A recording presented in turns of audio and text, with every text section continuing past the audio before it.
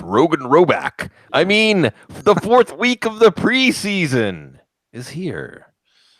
Cecil Lammy's on assignment. Broncos are playing. Every team is playing, I think.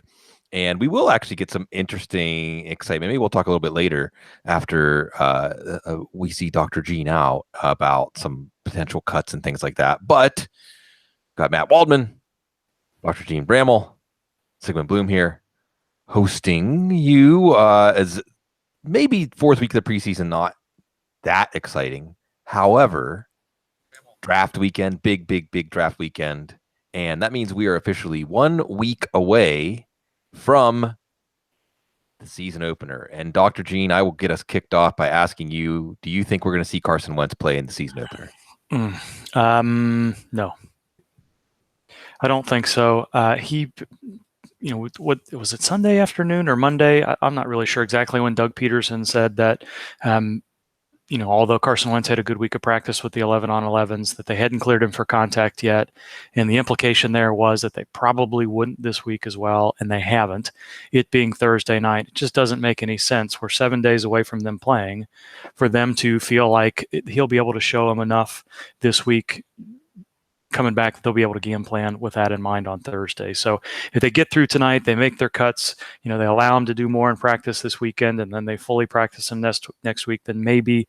But there really hasn't been, they've been preparing him for this. It sounds like, in hindsight, maybe we'll be able to go back and listen to Carson Wentz comments from 2 or 3 weeks ago where he said, the medical staff is being careful, this or that, where they told him that, here's the progression of things. And yes, maybe it could have been a little bit different had Nick Foles' shoulder injury been a problem, but he's not been playing against contact this week. I just don't think there's much chance at this point that that's likely to happen. So much more to the doubtful side of questionable than I would have said he was 2 weeks ago. Hey, Gene, so are you even putting the 10-foot pole near Doug Baldwin for this season? It's hard. So first of all, he says he's 80 to 85% healthy. Just ignore that. I don't think you put much stock in what the exact percentage is, in the same way that, we're never really comfortable saying that player X or Y is this much likely to be injured in a given year. But what he's telling you is he's not fully healthy right now. But he is running at speed. He's cutting at speed. They're allowing him to do a lot more in practice. And everybody around the team, and Baldwin himself, who has now been cleared to talk to the media again, is saying he's going to play in week 1. So he may not be full strength. And then in the next breath, he says, well, nobody's fully healthy at any point of the regular season anyway. So I'm not too worried about it.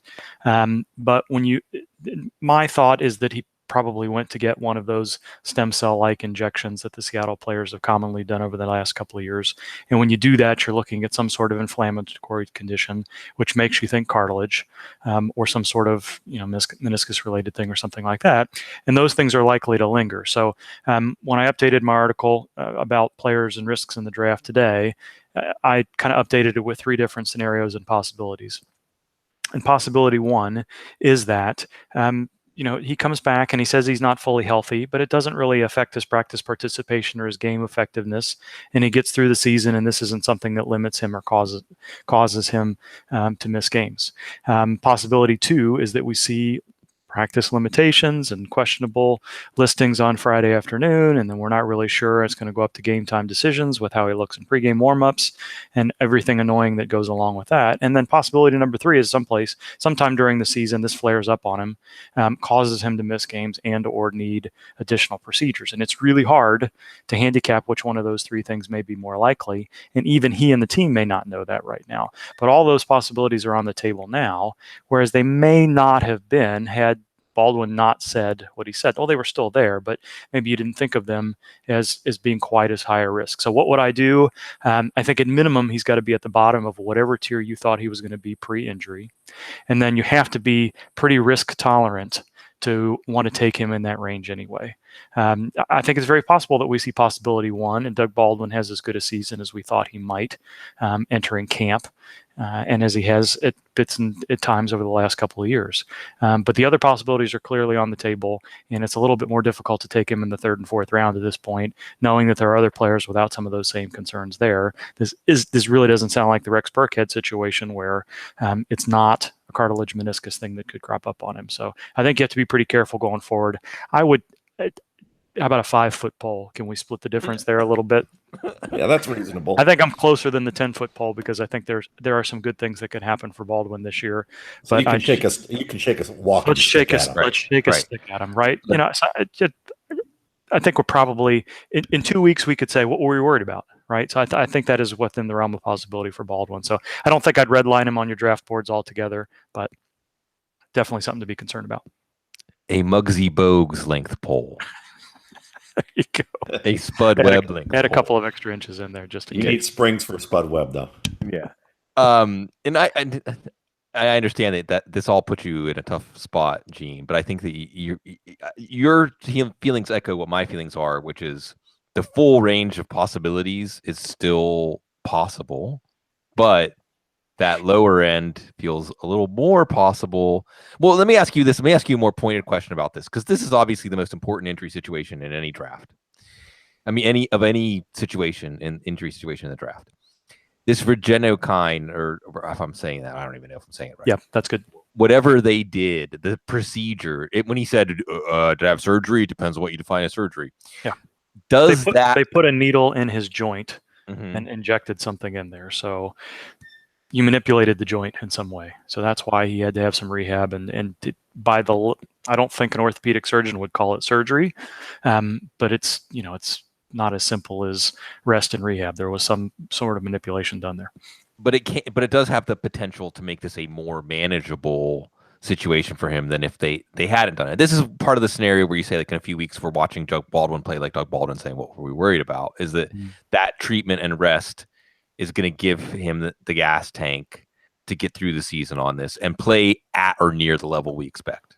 Right. So if the anti-inflammatory part of that injection was more successful than rest and ibuprofen and whatever else they may have done from a rehab standpoint, then yeah, I think it's possible. And we have seen some of the Seattle players go through this procedure for similar joint-related things and then not really hear much about it again. But whenever you talk about inflammation within a joint, that's enough to require some sort of procedure because they're not comfortable and he doesn't feel like he can practice through it by early August, then those things are things that can flare up at any point. If he takes a false step, he gets hit on it funny, lots of things could happen to start that inflammation process over again. It's unlikely I wouldn't even say it's unlikely that the procedure was not designed to solve the problem. It was to temporize the symptoms and treat him so that he could move through the rest of the season. That's the hope. And didn't KJ Wright have one of these recently too? KJ Wright, Frank Clark, Cam Chancellor. I'm not going to remember all the names. Right. Earl Thomas, but over the last 2 to 3 years, this is a common thing, and it gets talked about because Pete Carroll likes to talk. But lots of players probably go through this without us knowing. When you hear, that somebody traveled here, they went there for this type of injection, it's almost always whether it be platelet-rich plasma or Regenokine or, one of these orthobiologics where players are having something other than cortisone injected into a joint to fight whatever inflammation is going on there. Okay, let's go to the other situation, which almost it's opposite of the Baldwin situation, where in Alshon Jeffery's scenario, we did get something probably specific, although we can't fully confirm it, that he's not going to go on the PUP list. Chris Mortensen and Adam Schefter reporting at least 2 games. They hope to get him back for the 3rd game. And I don't want to put words in your mouth, Gene, but it seemed like you had a sense of relief almost hearing this and saying that overall this is positive when we are looking at Jeffrey's outlook compared to what we knew before this came out.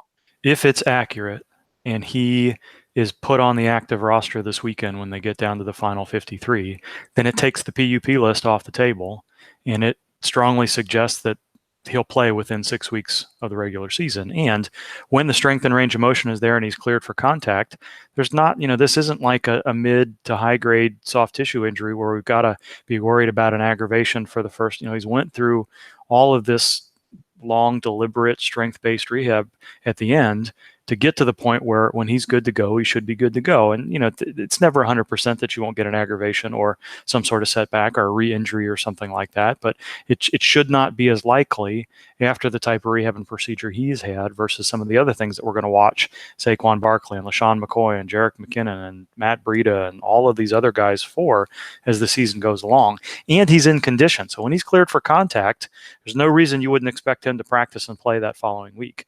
And it's too soon to know whether these 2 weeks are accurate, whether it's 2-week absence is accurate. They're still going to evaluate him and make sure that he meets criteria, whatever it is, with the medical staff for him to be clear to go. But if that report is accurate, it means we're going to see Alshon Jeffery within the first month of the season, probably, rather than having to worry about, well, what is going to happen with him when the PUP time is up? Are we going to see him at 6 weeks? Is it going to be 8 weeks? Where are we? Was there a setback we didn't know about? Everything's been positive with him. And if he's put on the active 53 to the end this weekend here, then we're likely to see him at some point in the first month of the season. And to me, yes, that's positive. Well, I'm thinking that maybe the Seattle PR department actually intervened with Pete Carroll when he wanted to describe these procedures as going to Candyland. But, talking about a player who I think a lot of people are starting to warm up to, but he freaks me out just because I've watched, teams be able to drop 7 and rush 4 like they were rushing 7 and dropping 4. And that's Andrew Luck. I mean, certainly with that labrum repair, it seems like that's working out pretty well. But Gene, I mean, what are your thoughts about a guy whose offensive line from 2013 to 2017 has basically allowed an ungodly number of hits on their quarterbacks?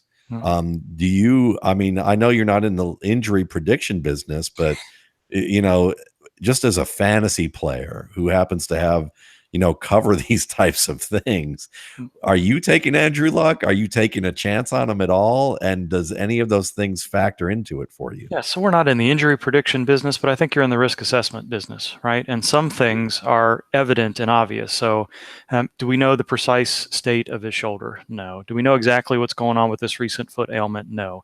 Do we know his offensive line sucks, continues to get him beat up in the preseason, and he's already got a foot problem because it happened on a sack?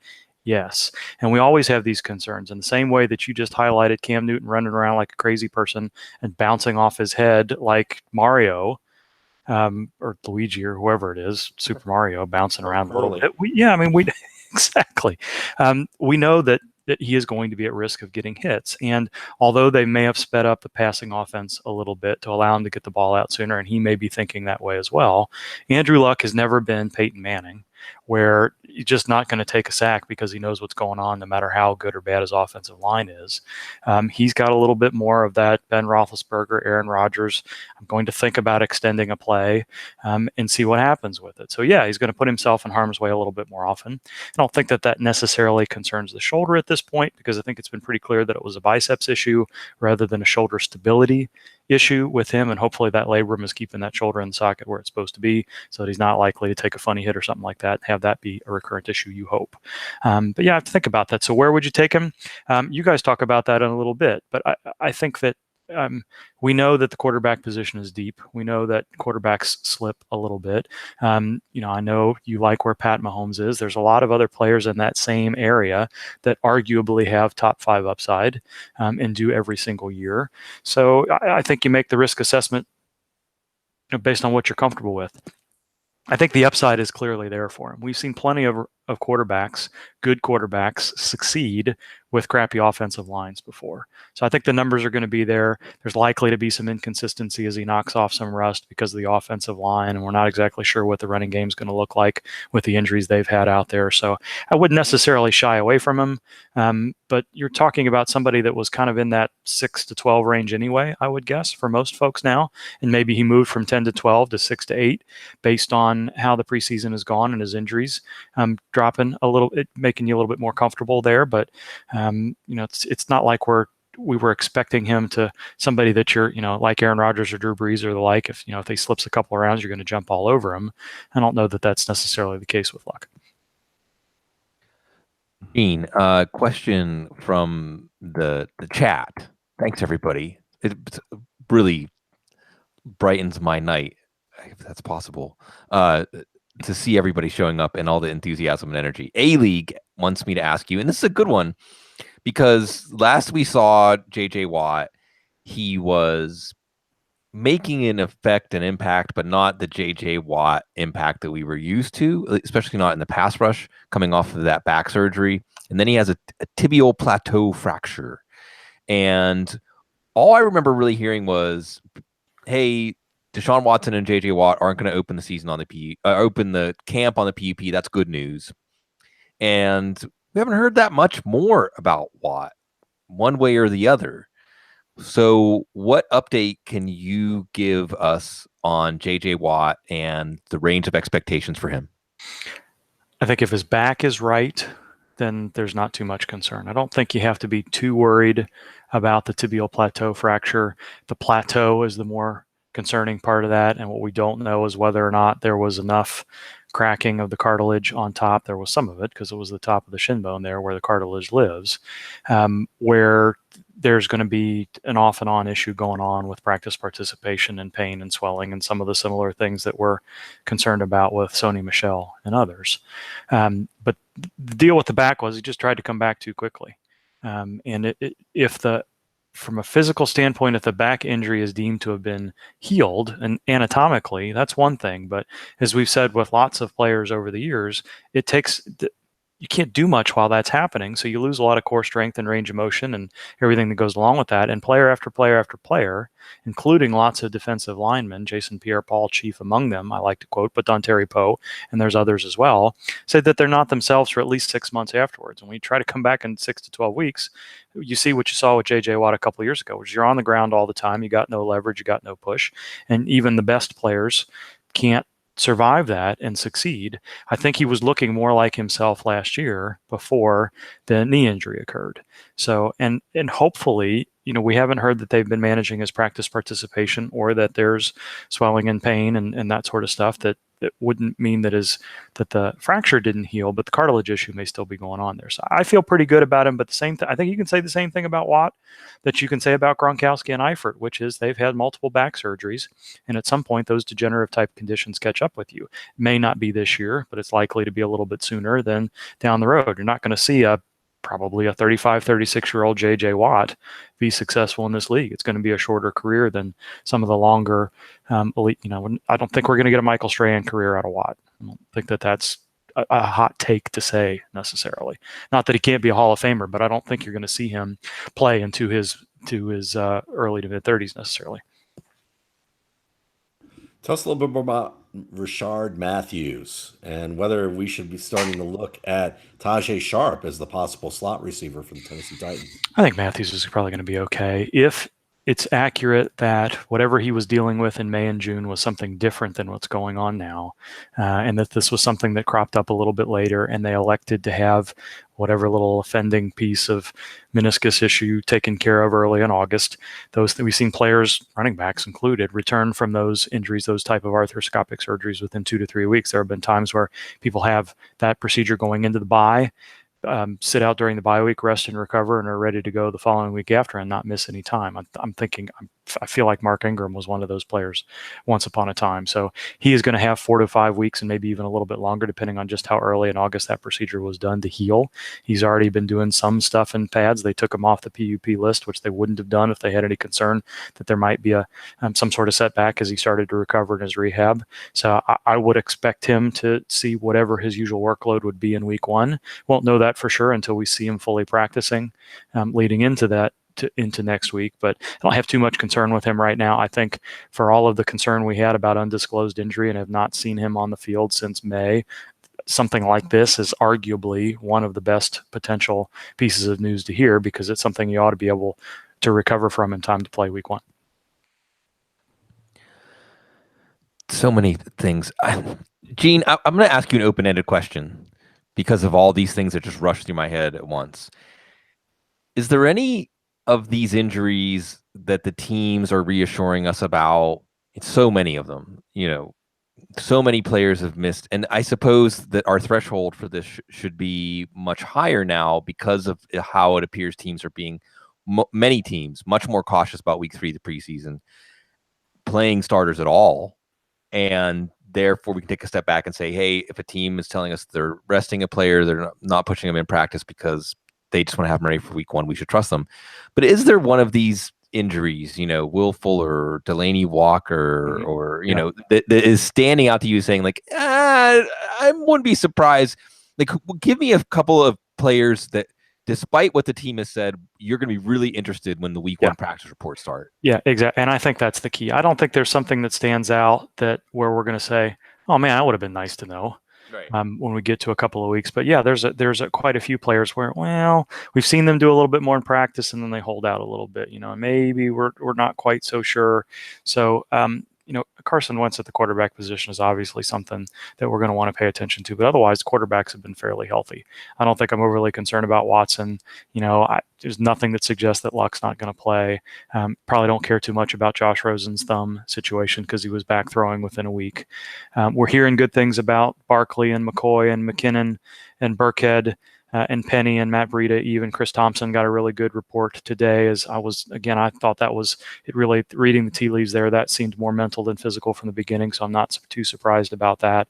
But maybe one of these guys has a little bit of a setback as they ramp it up a little bit. So you'd like it. Probably those guys are going to be all listed limited, I would think, early on next week, and then we're going to see whether or not they do a little bit more to Thursday, Friday. But those are all players that you want to see get through the next week without any practice setbacks. I think you throw Antonio Brown in that category as well. Yes, there's all kinds of videos out there of him making his cornerback teammates look silly, but they haven't let him practice fully yet. They're still giving him some time off. It's possible, even though he bristled at that suggestion, that there was some sort of aggravation at some point in camp. So I think there's something that we need to be paying attention there a little bit. Baldwin, I think, is the big one where, we may end up hearing something a little bit more, but not too much at the wide receiver position. I'm not too worried about Will Fuller. It's a little bit weird that Devontae Parker hasn't really been catching balls yet, but, every finger fracture and hand fracture is a little bit different. You mentioned Delaney Walker. That's a big one for me. He plays through everything, and he's a veteran. There's no reason to put him out there with a toe thing if there's something going on. So I fully expect him, whether he's listed questionable or not, to play.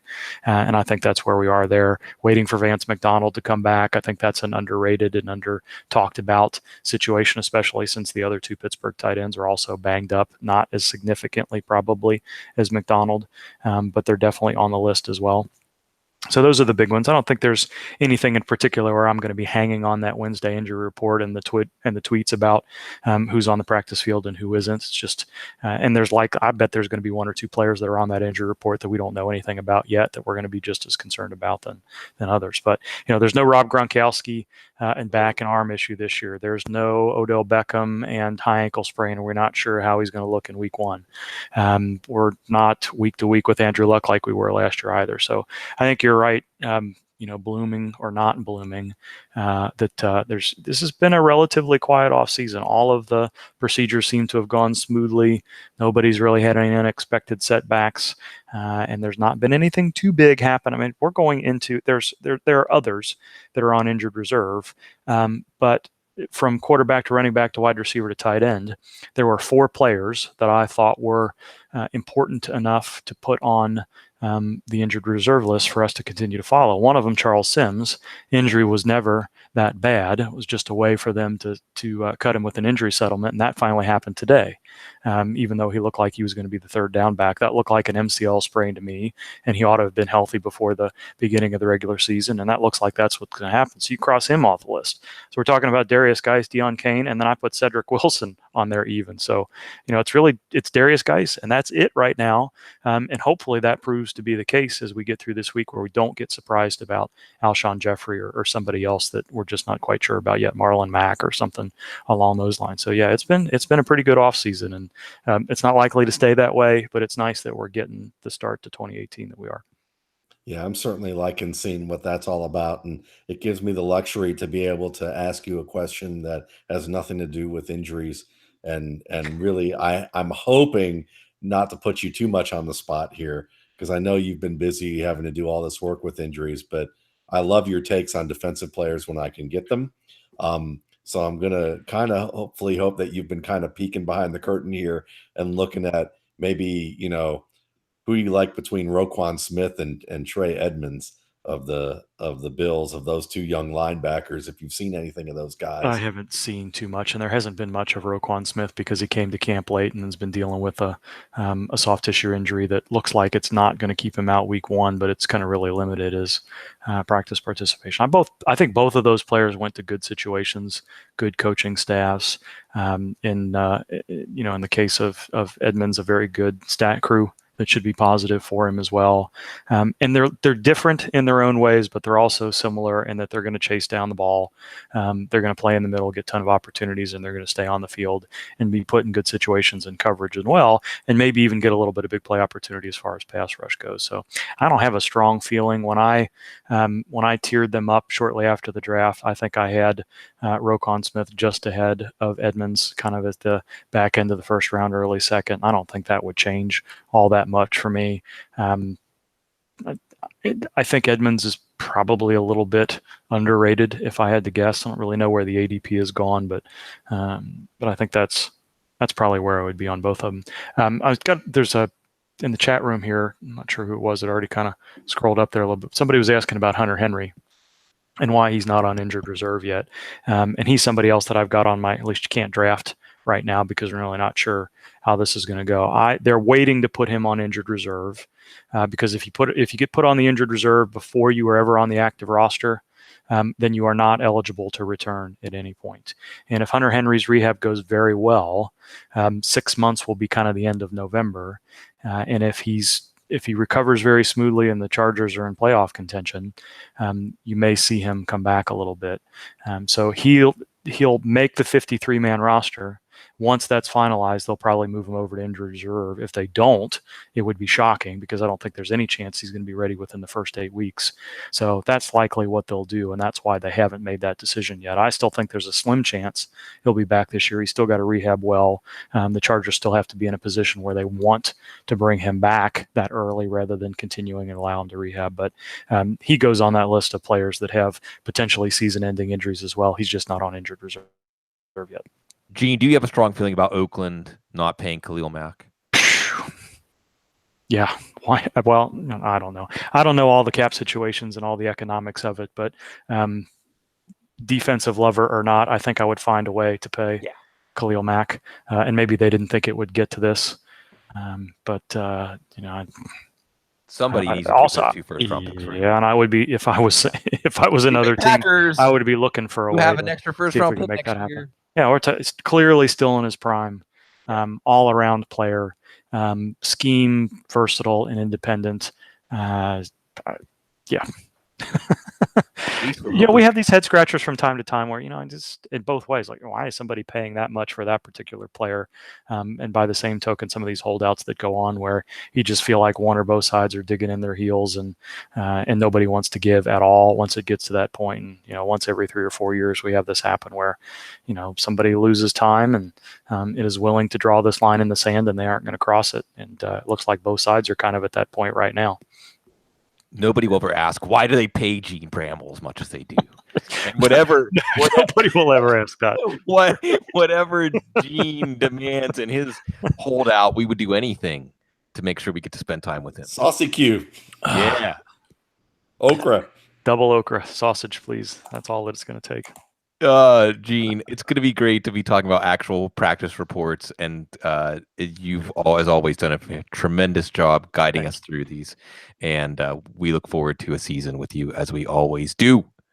It's kind of you. I'm going to try not to. Imagine him in a negotiation room where it's like just like empty, and Look, then you Cecil walks in with a tray of like double. You okra. of all people would know how well I would do in a negotiation room, which means I would probably never walk in there to begin with. Exactly. You won't be driving down to the sausage. No. Well, if I knew that there was going to be Saucy Q on the table, I would probably go in the negotiation room. That might be the only thing that would get me in there, though. The key to Gene's heart, and I'm not a criminal defense attorney in part because, for a lot of reasons, but I was a terrible negotiator. I don't even know if I'm a good fantasy football negotiator. Don't use that against me in leagues, folks. I don't think that's the case. All is well. Well, Rifter.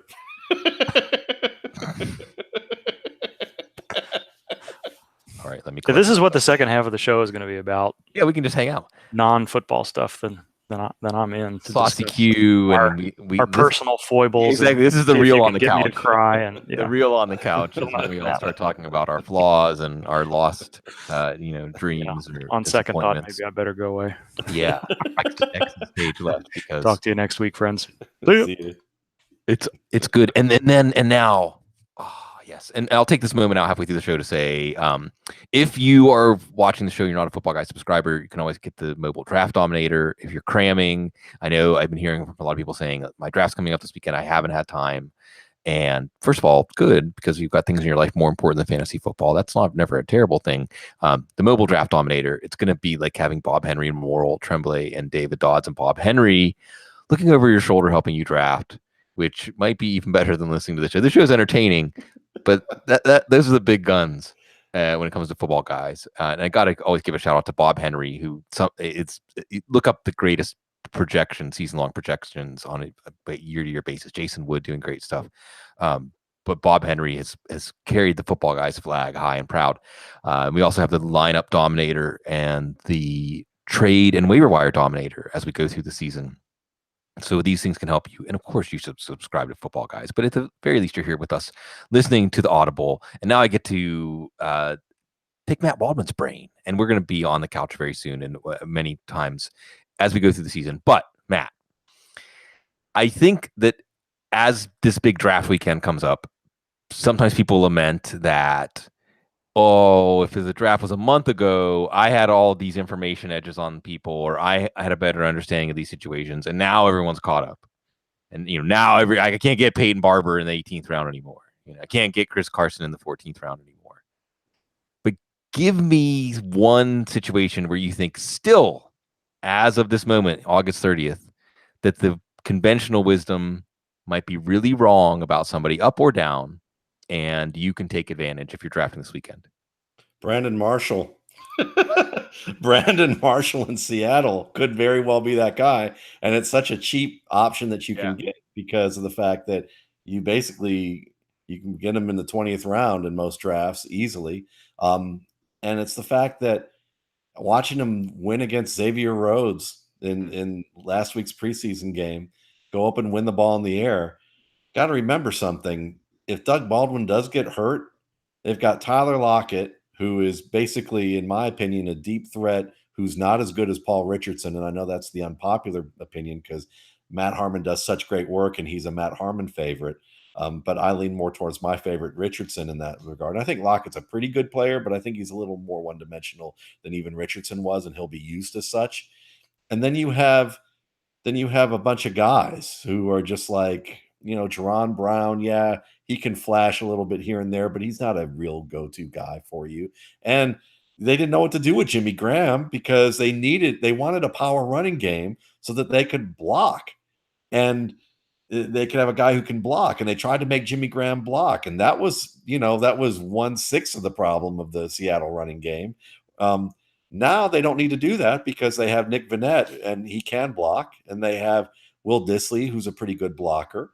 They can stick Brandon Marshall out there in the slot or use him on the outside and give him those Jimmy Graham looks that they had before. So as long as he stays healthy, I think that he's not a bad player to consider at that range really late. How about you? Who's a guy that you would put there? Well, first of all, I'm going to ask a follow-up question on that, and then I'll give you one where I think the people are there's still some slippage.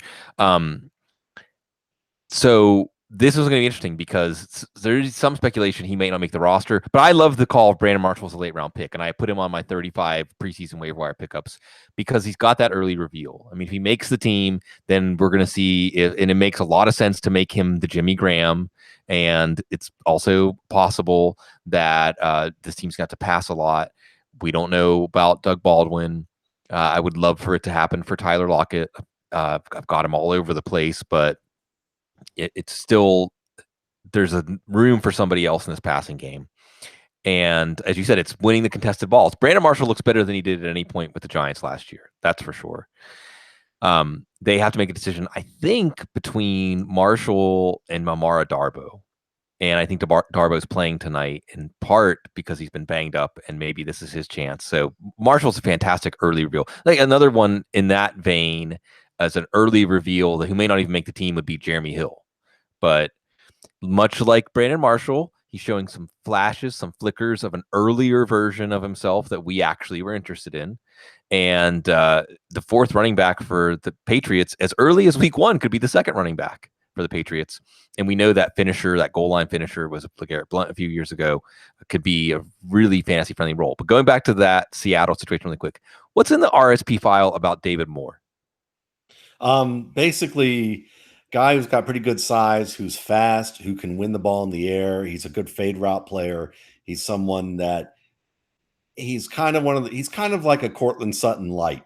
Think of him as not quite as tall, but very athletic, who does a lot of the same things Sutton does, runs slants, crossing routes, fade routes, and go routes. And he's someone that can certainly be helpful to you in that regard. So if they keep him in that limited area, he could work out for you. The problem is that Cortland Sutton's surrounded by two, Pro Bowl caliber wide receivers, and they've got Doug Baldwin at 80 and 85%, and that's about it.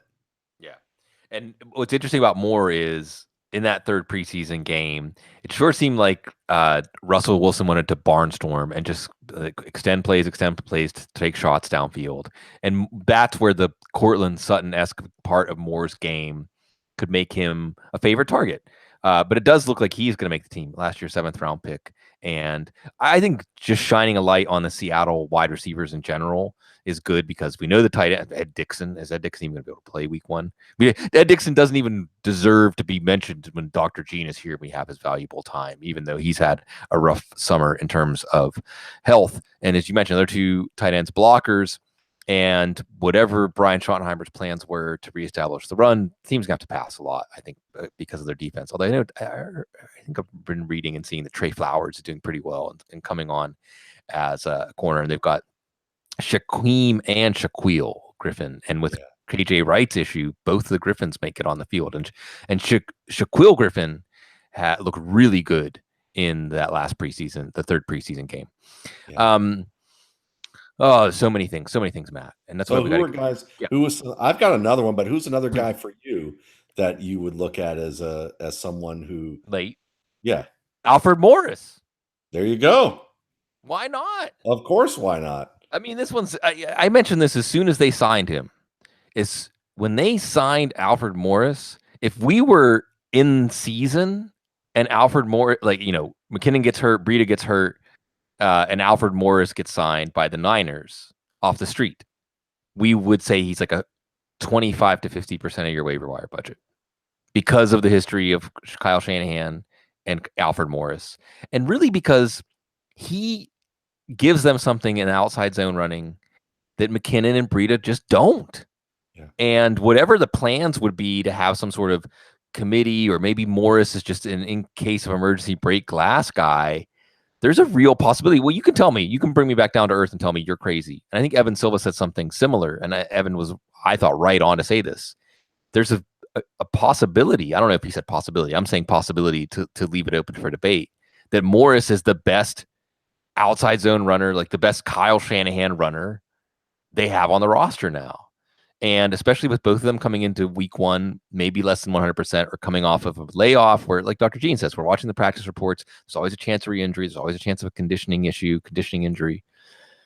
It is Minnesota. So there's the asterisk, maybe no one's going to really be able to run against Minnesota. Did you know they got Sheldon Richardson in the offseason? But I could easily see one of these situations where Alfred Morris runs well in that first game, and they just look and say, why should we mess with this? Alfred Morris on early downs, mixing in some McKinnon, mixing in some Breida, and it's a full 3-headed backfield. I agree with you completely, and I agree with Evan completely on that regard. And one of the things that's funny about running back play is oftentimes you'll get people who will argue with you about older players and go, well, how come he isn't on a roster now? How come they took him at this point? It took 5 guys to get hurt for them to put him on there. Well, that's a good argument if you're not including the fact that veterans get minimums that are a little bit higher in their contracts. than young players who are already on there. And they want to see if those young players have an opportunity to develop, because it's kind of like saying, you know what, youngsters, Jeremy McNichols, Raheem Mostert, whoever else they have on the roster, you guys are to invoke my Cecil Lammey, you're kind of halfway between being a player and being a slappy. And we don't know which one you are yet. So we're going to give you enough time to show us if you have too much slappiness in your game. And if you do, we're going to bring in a ringer who we know that we can pay. We're going to have to pay a little bit more for, but we know what we're going to get out of it. And then we can just give up on you two as guys that we know aren't going to develop into anything worthwhile, and we'll draft somebody else later on down the road. So I think the Morris one is a perfect assessment. He's an excellent runner, and he's just someone that NFL teams are looking for, someone who's got speed and it can develop and be special and capitalize on that. And someone like Morris is basically your handyman who can pretty much do everything, but you're going to have to pay the freight with them. Two guys I want to mention now that I've thought about it. The first one's Nick Chubb, because Carlos Hyde certainly won that job. But when I hear people say Carlos Hyde won the job, it's not that he beat Nick Chubb. It's that he was the starter to begin with, and he got starter reps with starter linemen, with their starting quarterback, who happens to, one thing that he does way better than Baker Mayfield ever will is run the football. So when you look at the Browns offense and you look at the preseason, when you put Tyrod Taylor in that offense, that automatically forces the defense to play it straight up and very disciplined with their gaps and their responsibilities. And it makes it easier to open creases. And you saw the creases that were opened up in the run game for Carlos Hyde. And as you and I have talked about with Carlos Hyde, you put him in Dallas and you'd go, he's top 5 back. He was always that good. But the thing is that didn't make that's no slight to Nick Chubb. I profiled this last month, or earlier this month, against the Giants. I mean, there were no holes for him to run through in the second quarter with an offensive line that was horrific.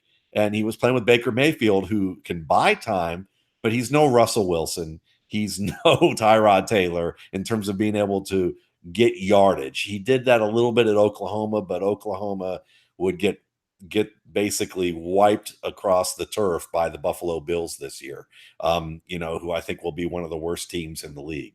But you look at this, Nick Chubb progressively, as he's gotten more time with the ones, or in situations where with a line that's played a little bit better, looked every bit like the running back he was purported to be.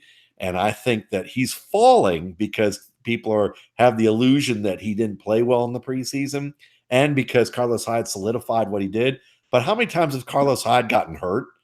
And if Tyrod Taylor stays healthy, and you look at that Bills offense and how teams had to play it straight against them when before that coach that came in that lost his mind and took Tyrod Taylor out and decided to play vanilla offense, that Carolina Panthers offense, that, before that happened, they ruled the league. And yes, Sean McCoy's a great back. And yes, they had pretty good offensive linemen there, but also Tyrod Taylor, teams, whenever he handed off or ran play action or planned to even read option, they had to account for the backside edge. They couldn't cheat, and I think those two backs in Cleveland are really good in that regard. And then the third one, who is a favorite of ours, who I can't, is Cordarrelle Patterson. Yeah. Listen, watching him this past week, all I could think about was Bill Belichick saying upon the signing, telling him, I'm going to make you the player that you should have been. And I don't think Bill Belichick does that because he's like some egotistical guy who's like, I'm going to show Norv Turner what he was missing out on. Like, he cares about Norv Turner. I mean, Norv Turner don't care about anybody else either. He's got his plan, what he did. He's like that lifer in the DMV who's like, I got my pension. I've been here 30 years. You can't fire me. In fact, I can sit here in the corner and not do anything, and I'm still going to get paid. That's Norv Turner when he was in Minnesota, basically, and said, oh, you want me to change something? I'll forget it. I'll quit. Someone else is going to hire me soon enough just on my reputation. I can still be the stickler I was. And when you look at, when you look at Patterson, he didn't fit what North Turner wanted him to do, which was to be an outside receiver who beat people man to man with a full component of the route tree.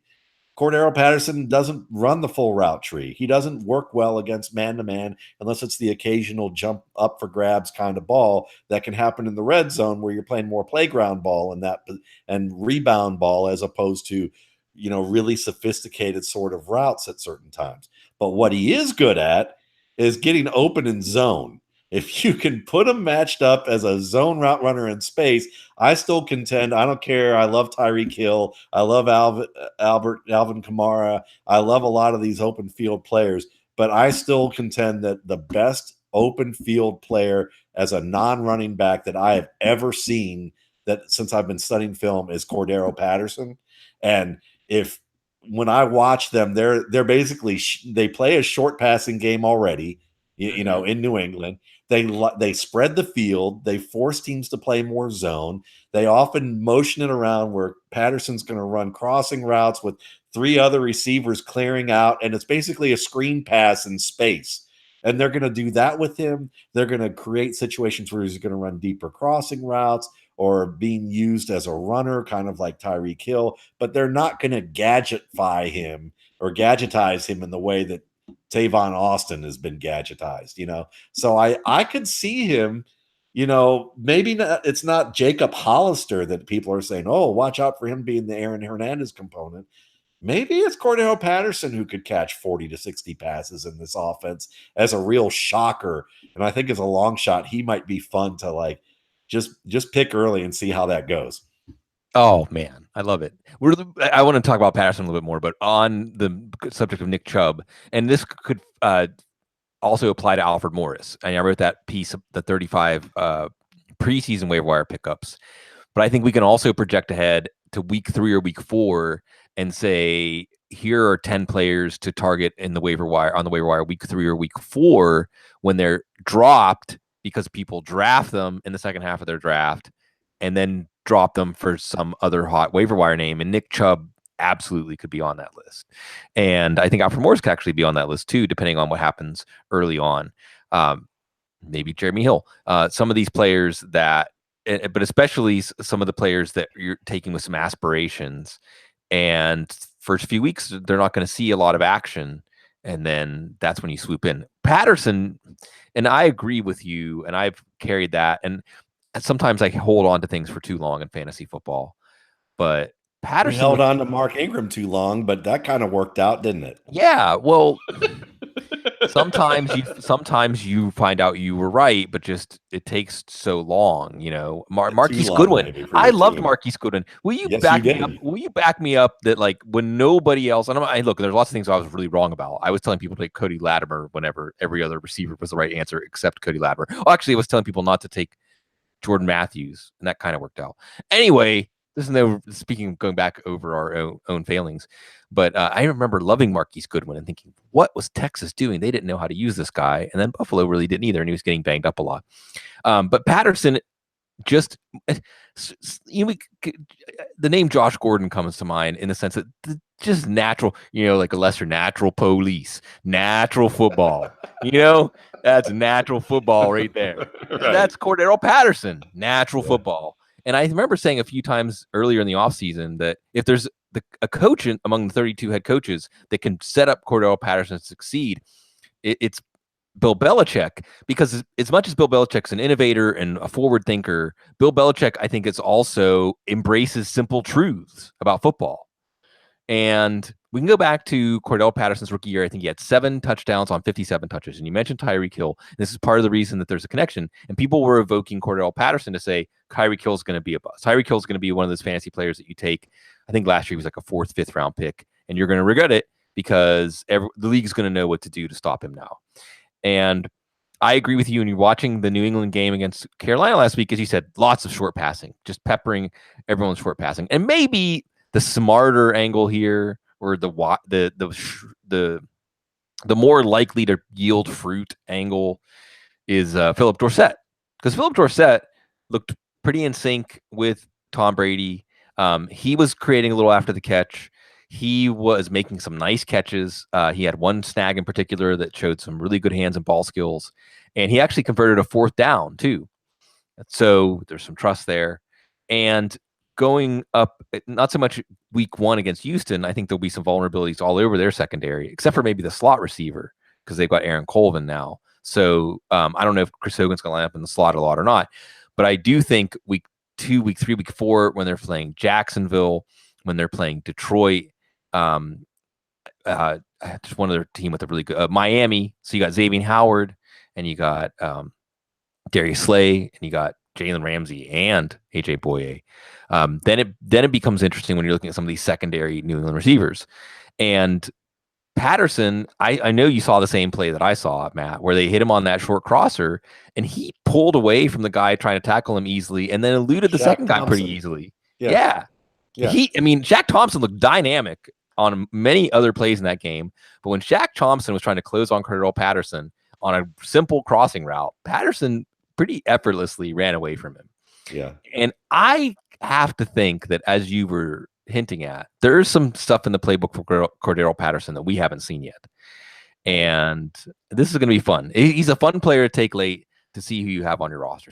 He may be, if you really think about it, you know who he might be? He might be Aaron Hernandez. Because think about it. Aaron Hernandez was a freak of a player who could play running back and look good in the open field and run there. So if you put him in situations the way they put Jacob Hollister, which was seam routes, against an unsuspecting linebacker or a corner route or any type of route that's longer developing, that all you have to do is, you don't have to tell much of a story.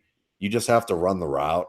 I think that he may very well benefit from that. And then when you just look on top of the fact, I wouldn't be surprised if they use him a little bit in the backfield too. Exactly. I was talking about him today on a podcast and saying, if there was a player who should have maybe had that Ty Montgomery experiment, it was Cordarrelle Patterson, who I would have loved to seen out of the backfield just a preseason to see how it would work out. Well, do you remember that first year in Minnesota when they would just give him the ball on like a simple sweep? Yeah. If he got past the first line of defense, he was going to take it. Yeah, exactly. There's run, Forrest, run. I mean, that was basically really.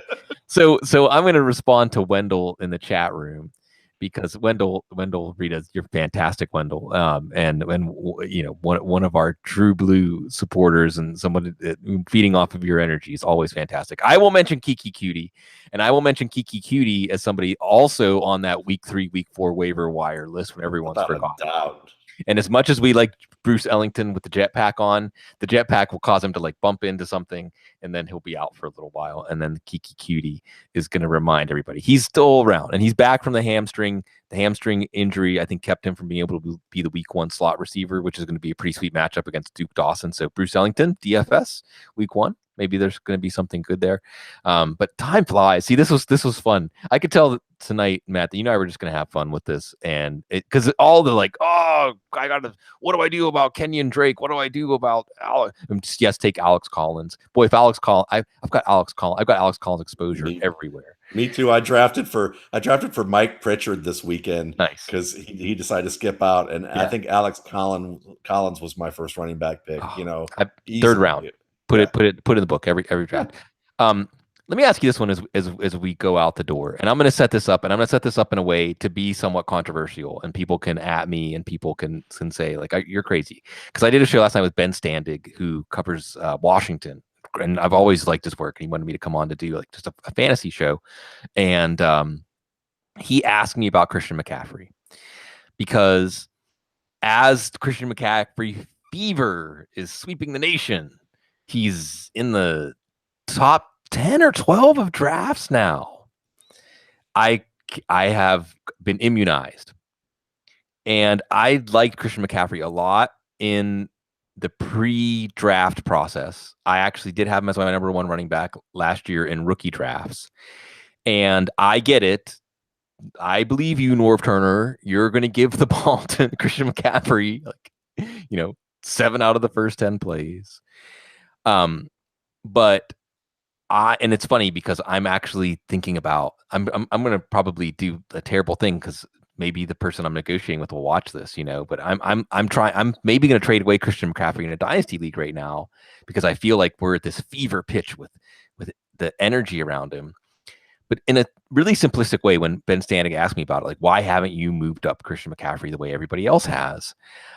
I said, last year, I didn't really see a special player. I saw a good player, maybe like a Duke Johnson kind of player, but not the kind of player that you build your offense around. And maybe Norv Turner thinks this is a good idea. Maybe it's because of the investment. Maybe it's coming, from somewhere else. But I have to think that either they'll come to their senses, and I think CJ Anderson is going to be better on some of those runs than Christian McCaffrey, and probably as a pass blocker too. Or they're just going to continue. You're going to see a lot of lines where McCaffrey has like 20 carries for 69 yards or something like that. And I don't know how creative they're going to be using him as a receiver, but I just can't get caught up in it. Do you want to say I'm being the wet blanket now? So this is really weird. Take it from there. I'm frustrated about Christian McCaffrey's situation more than I am about his talent. I actually think he's a good talent. I love his footwork. I think that he has terrific vision. And when you get to see him used in the way that he's supposed to be used, which is a downhill running back between tight creases, it's like teams look at guys like him and Giovanni Bernard and Brian Westbrook, and they get all caught up in what they think those backs are supposed to be based on their size, and they don't use them in the way that their skills dictate, which is they were running backs. They actually are a running back. They're not a gadget. They're not a halfway this or something a little bit of that, or we can't use them. You know what? If you know that running backs only have 3 to 4 years worth of lifespan anyway, use them until you dry them up. That's what I have. And so I like what Turner's talking about here, because when they used him as a downhill back, he looked really good. He's very special, in my opinion, on outside zone plays. He's very, like, if he were in Atlanta or in a Mike Shanahan offense, I mean, shoot, if I were Kyle Shanahan and none of these running backs work out, I would trade for Christian McCaffrey within a year or two, because he'll probably be on the market if Cam Newton continues to play the way that he does, and that is not know how to throw to a running back or not know how to spot the running back and make the easiest play, because that's what Gene was referring to. I had a video I showed where Christian McCaffrey filters out of the backfield up the middle of the line and crosses to the right flat in last week's game, and Cam Newton is under pressure. He should see where McCaffrey is, and McCaffrey's like 10 yards ahead of where Newton is, and Newton doesn't throw it. And if he throws it to him and just hits him, even if he doesn't hit him in stride, McCaffrey turns upfield and has one guy within like a 20-yard radius of him. And instead, Newton decides, I'm going to make up the 10 yards on my own and run. So he runs, ends up getting hit and somersaults and lands on his head. And thank God he didn't get paralyzed, because he was literally probably centimeters away of his head falling, tilted in the wrong direction, where we got $1 million baby moment for Cam Newton.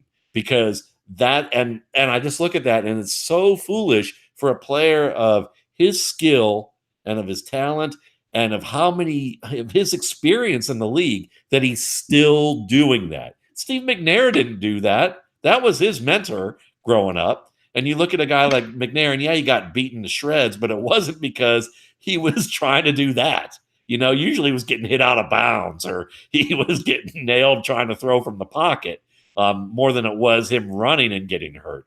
So when I look at McCaffrey, my frustration is they're not going to throw to him the way that he needs to be thrown to.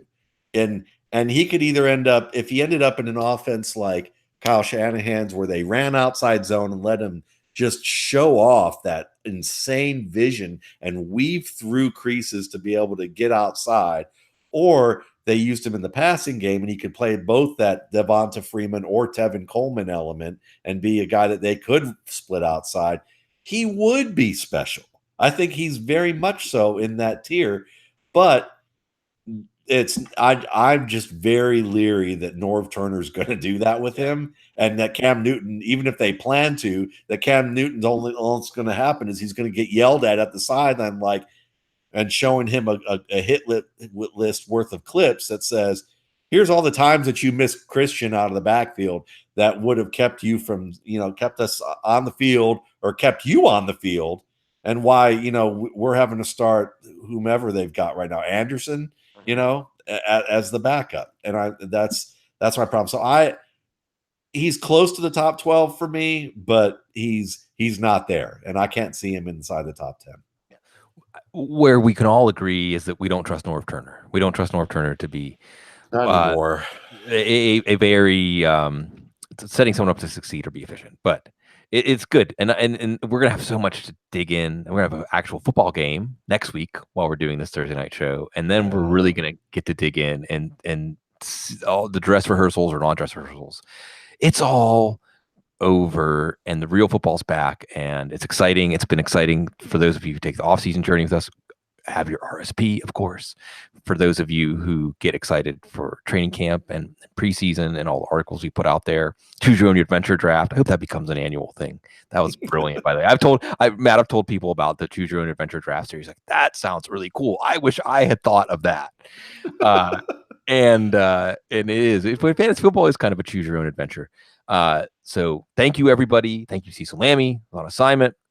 And it's great to be back in the football calendar part of the year, because the way that time passes during the football season and the shared experience with everybody is just fantastic. I wouldn't trade it for anything, including with one Gene Bramall and Matt Waldman and all of you out there, because you are so very classy.